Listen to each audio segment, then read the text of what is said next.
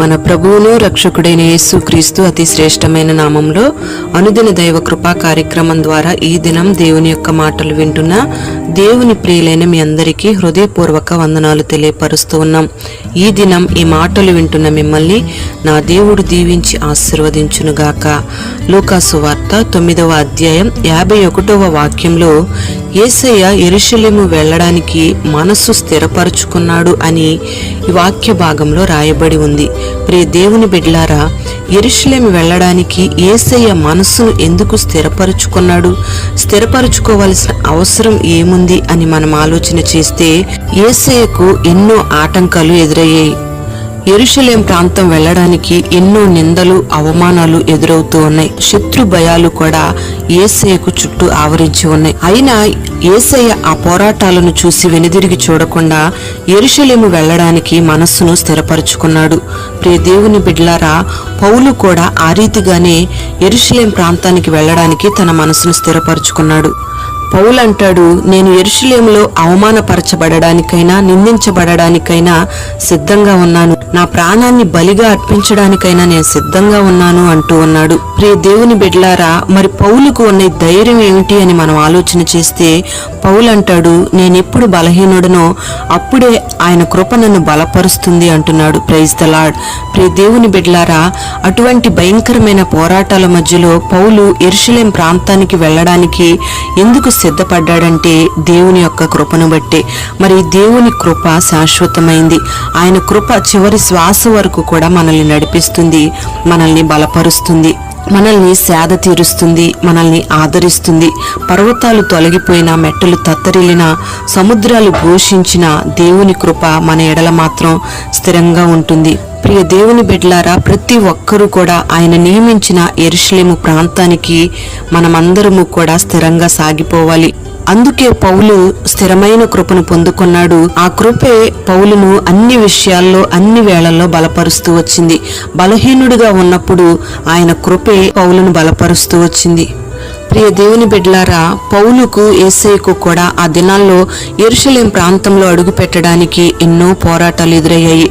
మరి పైనున్న నూతన యెరూషలేములో మనం ప్రవేశించాలంటే ఈ యెరూషలేము యొక్క అనుభవాన్ని, ఈ యొక్క అనుభవాలన్నిటినీ కూడా మనం అనుభవించాలి. ఎవరు మనల్ని ఆటంకపరిచినా, మనల్ని చూసి ఏడ్చినా మనము ఆగిపోకుండా యెరూషలేము యాత్రలో సాగిపోవాలి.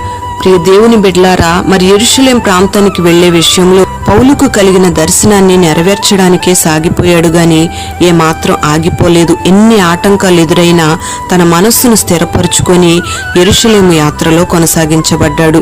ఆయన దర్శనానికి విధేయుడిగా మార్చబడ్డాడు. దైవజనుడైన పౌలు ఎంత ఖచ్చితంగా మాట్లాడడానికి గల కారణం ఏమిటంటే యేసయ్యే మాదిరిని చెప్పుకోవాలి.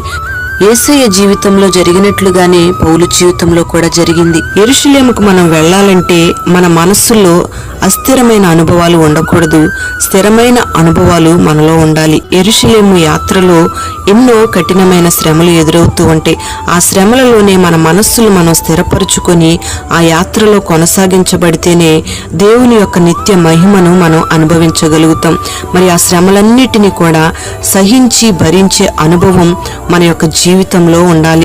ఈ యెరూషలేము యాత్రలో మనకొచ్చే శ్రమలన్నీ కూడా ఆయన మహిమలో చేరడానికి ఒక మార్గం మాత్రమే.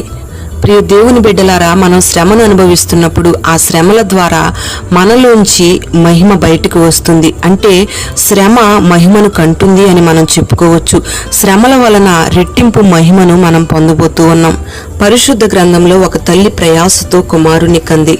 అతనికి బెనోని దుఃఖపుత్రుడు అనే పేరు పెట్టింది. వెంటనే ఆ తల్లి మరణించింది. అప్పుడు ఆ తండ్రి అతనికి బెన్యామీను అంటే కుడి చేతి పుత్రుడు అని పేరు పెట్టాడు. కుడి చేయి అంటే బలము అని అర్థం. ప్రియ దేవుని బిడ్డలారా, మనం గమనించాలి, బెనోని అనే పేరు మాత్రం కొంతసేపే ఉంది, బెన్యామీను అనే పేరు మాత్రం జీవితకాలం అంతా సార్థకమైంది. యేసయ్య ఈ లోకంలో జీవించిన అనుభవం బెనోని అనుభవంగా ఉంది. తరువాత బెన్యామీను అనుభవంగా మార్చబడింది. ప్రియ దేవుని బిడ్డలారా, మన జీవితంలో శ్రమలు కొంచెం కాలమే అని మనం గ్రహించాలి. మరి నిత్య మహిమను గూర్చిన దర్శనం కలిగిన వాళ్లే శ్రమలను అనుభవించగలుగుతారు. ప్రియ దేవుని బిడ్డలారా, ఈ లోకంలో శ్రమ పడాలంటే అందరూ భయపడతారు. నిత్య మహిమలో మనం చేర్చబడాలి అంటే ఖచ్చితంగా శ్రమలను మనం అనుభవించాల్సిందే. పౌలు శ్రమ పడకుండా ఉండాలని పౌలుకు ఎన్నో ఆటంకాలు వచ్చాయి. ప్రియ దేవుని బిడ్డలారా, ఈ లోకంలో మనం శ్రమలు అనుభవిస్తే ఖచ్చితంగా పరలోక రాజ్యం మనకు ఖాయం. అందుకే అన్ని ఆటంకాలను పడద్రోసుకుంటూ పౌలు యెరూషలేము యాత్రకు కొనసాగించబడ్డాడు. ప్రియ దేవుని బిడ్డలారా, గాయపరచువాడు ఆయనే, గాయాన్ని కట్టువాడు కూడా ఆయనే. మరి గాయాన్ని కట్టడానికి మనం ఆయనకు అప్పగించుకుంటున్నాం కానీ గాయం చేసేటప్పుడు ఎందుకు అప్పగించుకోలేకపోతున్నాం? యేసయ్య శిలువలో ఎంతో వేదనను అనుభవిస్తూ వచ్చాడు. అప్పుడు కొందరు యేసయ్యకు చేదు కలిపిన ద్రాక్షారసాన్ని ఇచ్చారు. ఎందుకంటే ఒళ్ళు మొద్దుబారిపోయి మత్తులో బాధ తెలియకుండా ఉండాలని యేసయ్యకు ఆ చేదు చెరకును అందించారు. కానీ యేసయ్య దాన్ని రుచి చూచారు గాని త్రాగలేదు. ఎందుకంటే ఈ శ్రమ నాలో ఉండాలి, నేను అనుభవించాలి అని. మనకు కలిగే శ్రమల ద్వారా మనం సంపూర్ణతలోకి రావాలి గాని ఒకవేళ ఆ శ్రమలను భరించలేక మన జీవితంలోంచి తొలగించుకోవాలని చూస్తే సంపూర్ణతలోకి మనం నడిపించబడలేం. ప్రియ దేవుని బిడ్డలారా, మనము కూడా యెరూషలేము యాత్రలో సాగిపోతూ ఉన్నప్పుడు కొన్నిసార్లు సాతాను మనల్ని శ్రమపడే మార్గాల నుండి తప్పిస్తూ ఉంటాడు. తప్పించడానికి ప్రయత్నం చేస్తాడు. ఆ శ్రమపడే మార్గాలను మూసేస్తాడు.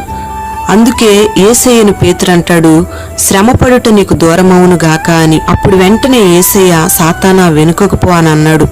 మనం శ్రమ పడకూడదు అనేది సాతాను యొక్క ఆలోచన. ఎందుకంటే మనం శ్రమల మార్గాన్ని దాటిపోతే దేవుడు మనకు నిత్య మహిమను అనుగ్రహిస్తాడు. అందుకే సాతానుగాడు మనల్ని శ్రమల మార్గంలో వెళ్ళనీయకుండా చేయాలని చూస్తూ ఉంటాడు. శ్రమ పడే అనుభవం అంటే మనకిష్టం లేని చోటు, మనకిష్టం లేని మార్గాలలో కొన్నిసార్లు మనం నడిపించబడుతూ ఉంటాం.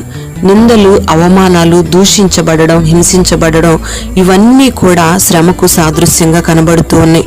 మరి ఇలాంటి శ్రమలలోనే మనం దేవుని కొరకు మరణించే వ్యక్తులంగా ఉండాలి.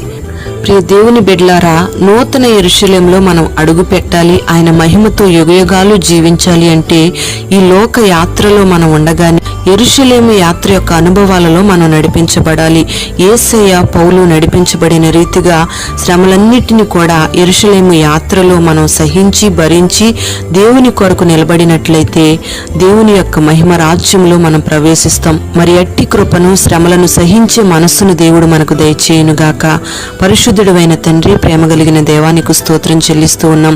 ఈ దినం ఈ మాటలు విన్నని బిడ్డలు మీరు ఆశీర్వదించండి ప్రభా. ఆ దినాన ప్రభా మీరు యెరూషలేము యాత్ర కొనసాగిస్తూ ఉండగా ఎన్నో ఆటంకాలు కలిగినప్పుడు వాటన్నిటిని మీరు జయించారు.